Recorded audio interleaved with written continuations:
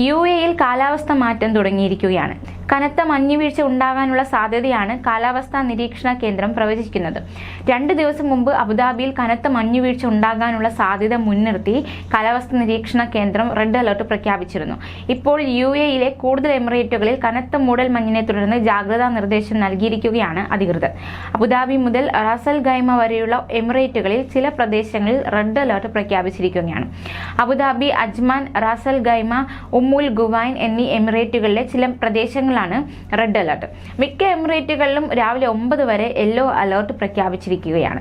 ദൂരക്കാഴ്ച തീരെ കുറയുന്നതിനാൽ വാഹനം ഓടിക്കുന്നവർ ജാഗ്രത പാലിക്കണമെന്ന് കാലാവസ്ഥാ നിരീക്ഷണ കേന്ദ്രം മുന്നറിയിപ്പ് നൽകി. രാത്രിയിലും ചൊവ്വാഴ്ച രാവിലെയും അന്തരീക്ഷം ഈർപ്പമുള്ളതായിരിക്കും. അബുദാബിയിലും ദുബായിലും ഈർപ്പം 85% വിലയിരുത്തുന്നു. ദൃശ്യപരത 1000 മീറ്ററിൽ താഴെയായി കുറയുമെന്നും നാഷണൽ സെന്റർ ഓഫ് മെറ്റീരിയോളജി അറിയിച്ചു. മഴ, മഞ്ഞ്, പൊടിക്കാറ്റ് തുടങ്ങിയ അസ്ഥിര കാലാവസ്ഥയുള്ള സമയങ്ങളിൽ അബുദാബി റോഡുകളിലെ വേഗപരിധി 80 കിലോമീറ്ററായി കുറയുമെന്നും അധികൃതർ ഓർമ്മിപ്പിച്ചു. അതേസമയം എമിറേറ്റുകളിൽ താപനില യഥാക്രമം 37 ഡിഗ്രി സെൽഷ്യസിലും 36 ഡിഗ്രി സെൽഷ്യസിലും എത്തും. കുറഞ്ഞ താപനില 20% താഴുന്നു. തലസ്ഥാനത്തും ദുബായിലും യഥാക്രമം 24 ഡിഗ്രി സെൽഷ്യസും 25 ഡിഗ്രി സെൽഷ്യസും ആയിരിക്കും.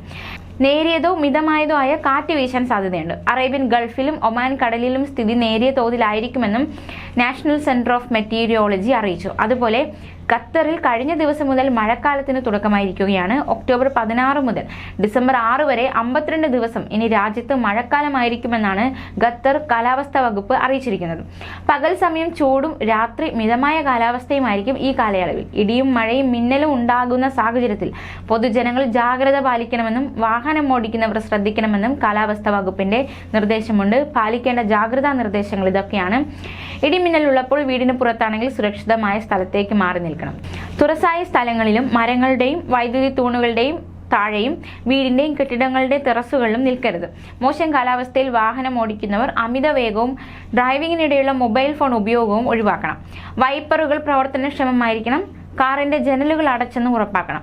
വെള്ളക്കെട്ടുള്ള സ്ഥലങ്ങളിലൂടെ വാഹനം ഓടിക്കരുത്. വീടിനകത്തും ജാഗ്രത വേണം. നനഞ്ഞ കൈകൊണ്ട് സ്വിച്ച് ബോർഡുകളിൽ സ്പർശിക്കരുത്. ഇടിമിന്നലുള്ളപ്പോൾ വീട്ടിനുള്ളിലെ വൈദ്യുത ഉപകരണങ്ങളുടെ പവർ സപ്ലൈ ഓഫ് ചെയ്യണമെന്നും അധികൃതർ നിർദ്ദേശത്തിൽ പറയുന്നു. അടിയന്തര ഘട്ടത്തിൽ സഹായത്തിനായി 999 എന്ന നമ്പറിൽ സേവനം തേടാം.